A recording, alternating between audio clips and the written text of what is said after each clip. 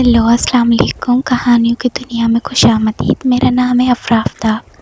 تاریخ کی جھروکوں سے ایک گھوڑے نے تاریخ کا دھارا موڑ کے رکھ دیا اور بری طرح شکست کھا کر بھاگتے ہوئے چنگیز خان کو فتح عالم اور کروڑوں مسلمانوں کا قاتل بنا دیا۔ مسلم تاریخ کا افسوسناک باب۔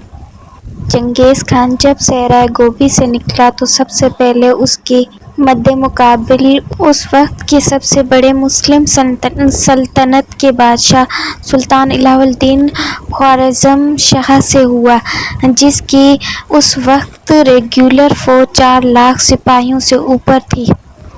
سلطان الہ الدین خوارزم شاہ کی چند بھیانک غلطیوں کی وجہ سے چنگیز خان پوری سلطنت خوارزم پر چھا گیا۔ سلطان الہ الدین خوارزم شاہ کی ذلت موت سے بددلی پھیل گئی اور چنگیز خان پوری سلطنت کے شہروں پہ قابض کر کے انسانی کھوپڑیوں کے بڑے بڑے مینار بنانے لگا۔ ایسے میں سلطان الہ الدین کا بیٹا جلال الدین، جو انتہائی دلیر اور جانباز سالار تھا، نے بہت مشکلوں سے صرف 1000 بکھری جانبازوں کو اپنے گرد اکٹھا کیا اور اپنی سلطنت کے مرکزی شہر خوارزم پہنچا اور قلعہ بند ہو گیا۔ چنگیز خان نے فوج خوارزم بھیجی۔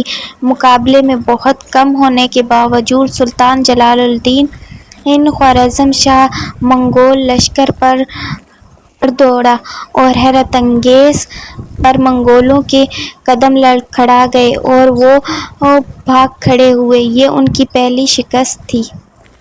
سلطان الہ الدین نے فوراً اپنی چھوٹی سی فوج کو جمع کیا اور حملہ آور منگول فوج کا تعاقب شروع کر دیا۔ ادھر فوج کی شکست کا سن کر چنگیز خان نے ایک اور پہلے سے بڑی فوج روانہ کر دی، جس میں بھاگے ہوئے شکست خور فوج بھی شامل ہوئی، اور ایک عظیم لشکر تیار ہو کے سلطان جلال الدین کے سامنے راستہ روک کر کھڑا ہو گیا۔ سلطان نے حالات کا جائزہ لیا، پھر منگول فوج پہ حملہ آور ایسا ہوا کہ اپنے سے 10 گنا بڑی فوج کو گاجر مولی کی طرح کاٹ کر رکھ دیا۔ منگول ایک بار پھر الٹے پاؤں بھاگ اٹھے۔ یہ سلطان جلال الدین کی دوسری فتح تھی۔ سلطان جلال الدین بھی رکا نہیں اور اس کے ساتھ 2 سالار امین الملک اور سیف الدین اپنے اپنے لشکر لے کے عملی سلطان اس مشترکہ لشکر کے ساتھ غزنی سے ہوتا ہوا براون شہر پہنچا۔ ادھر چنگیز خان نے مزید لشکر روانہ کر دیا۔ بامیہ کے مقام پہ دونوں لشکروں کا سامنا ہوا اور ایک بار پھر منگول شکست فاش کھا کر بھاگ نکلے۔ یہ سلطان جلال الدین کی مسلسل تیسری فتح تھی۔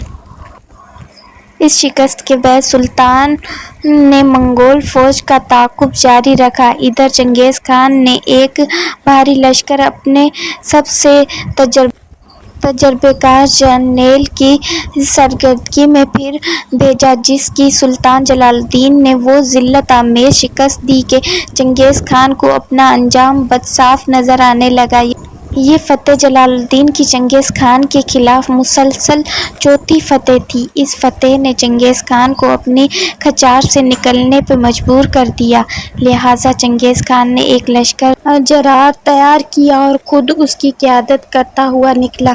ساتھ ہی راستے میں اس کی شکست خور بھاگی فوج بھی آ ملی۔ ادھر سلطان نے بھی صفِ بندی کر لی، فوج کو 3 حصوں میں تقسیم کیا، درمیان میں خود دائیں طرف اپنے کمانڈر سیف الدین اور بائیں طرف امین الملک کو رکھا، اور ایک پرجوش حملہ کیا کہ چنگیز خان کو اپنا گھوڑا چھوڑ کر بھاگنا پڑا۔ یہی وہ گھوڑا ہے جس نے دنیا کی تاریخ ہی بدل دی۔ لیکن پیچھے سلطان کی کیمپ میں فتح کے بعد ایک معمولی سا واقعہ ہوا جس نے فتح شکست میں بدل دی۔ چنگیز خان کا گھوڑا جو وہ چھوڑ کر بھاگا تھا، اس کی ملکیت پہ سلطان جلال الدین کے دونوں کمانڈر امین الملک اور سیف الدین میں تلخ کلامی ہوئی۔ امین الملک نے ایسی انتہائی نامناسب بات کہی کہ تلخ کلامی اس قدر بڑھی کہ سیف الدین نے غصے میں امین الملک کے سر پر تھپڑ دے مارا، جس سے دونوں کی فوجیں آمنے سامنے آ گئیں۔ یہاں سلطان شش و پنج کا شکار ہو گیا کہ کیا فیصلہ کرے کہ دونوں اس کے کمانڈر فوج کے بہت بڑے حصے کو کمانڈ کر رہے تھے۔ ایک کی ناراضگی سے وہ فوج کے ایک بڑے حصے کو کھو دیتا۔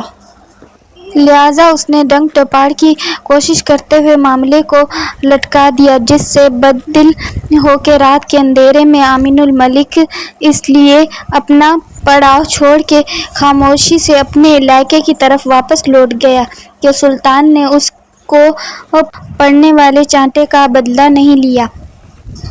دوسری طرف سیف الدین بھی اپنی فوج لے کے اپنے علاقے کو لوٹ گیا کہ کہیں سلطان اسے سزا نہ دے دے، اور سلطان جلال الدین خوارزم شاہ کے ساتھ صرف 5000 فوج رک گئی۔ ادھر صحرائے گوبی کی طرف بھاگتے چنگیز خان کو جب اس بات کی خبر ملی تو وہ رکا، پلٹا اور اپنی فوج کو اکٹھا کیا، جو کہ تعداد میں 2 لاکھ کے قریب ہو گئی۔ شکست خوردہ چنگیز خان واپس جلال الدین پہ حملہ آور ہوا۔